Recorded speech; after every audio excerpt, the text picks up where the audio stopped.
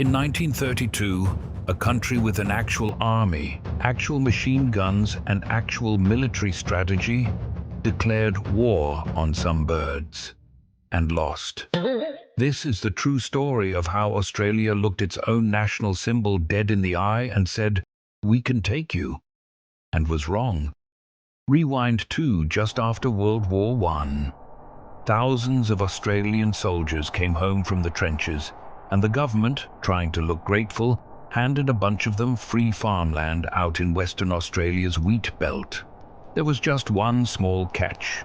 A lot of this free land was marginal, half-cleared scrub that nobody else wanted.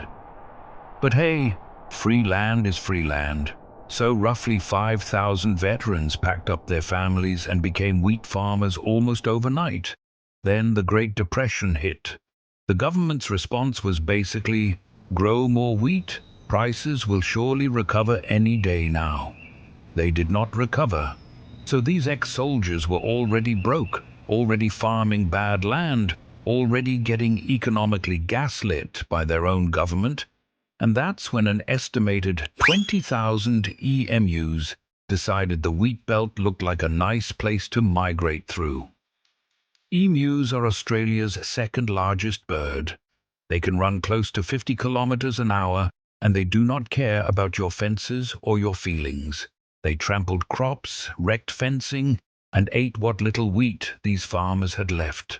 The same soldiers who survived actual trench warfare looked at a bunch of large, flightless birds and thought, okay, this is the thing that finally gets me.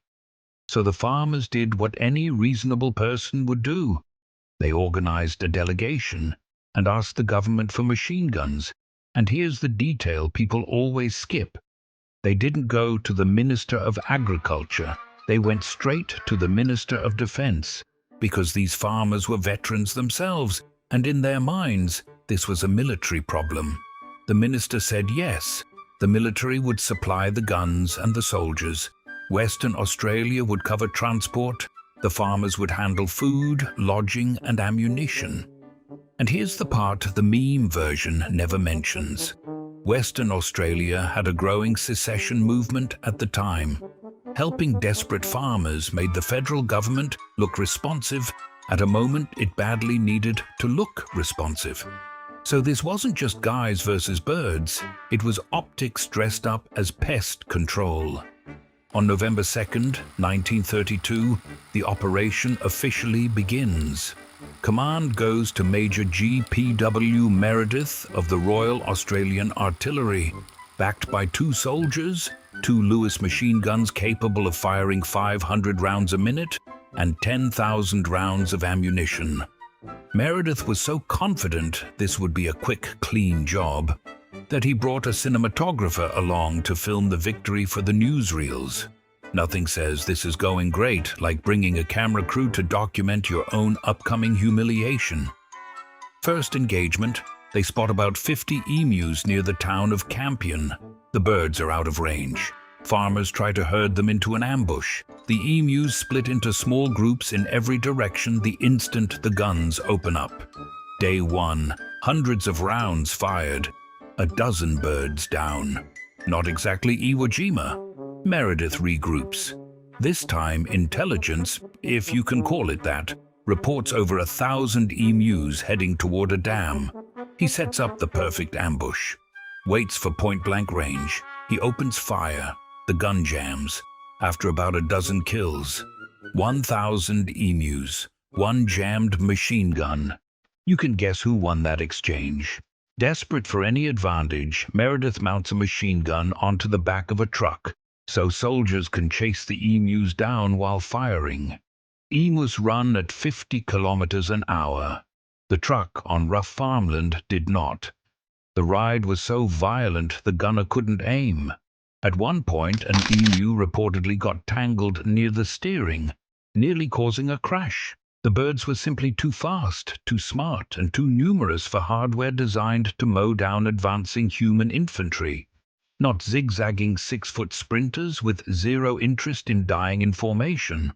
By November 8th, it was not a good look. Newspapers reported that after thousands of rounds fired, only a few hundred emus were confirmed dead, out of an estimated 20,000. The story hit Parliament. Members of the House of Representatives started joking that if any medals were being handed out, they should go to the emus, since the birds had, quote, won every round so far. Embarrassed, the minister pulled the troops out. Somewhere in 1932, an emu is absolutely strutting. Major Meredith, to his credit, was weirdly gracious in defeat. In his official report, he described how the emus organized, how many hits they could shrug off, and compared their resilience to that of a heavily armored unit, noting that a human army with the same staying power would be unstoppable.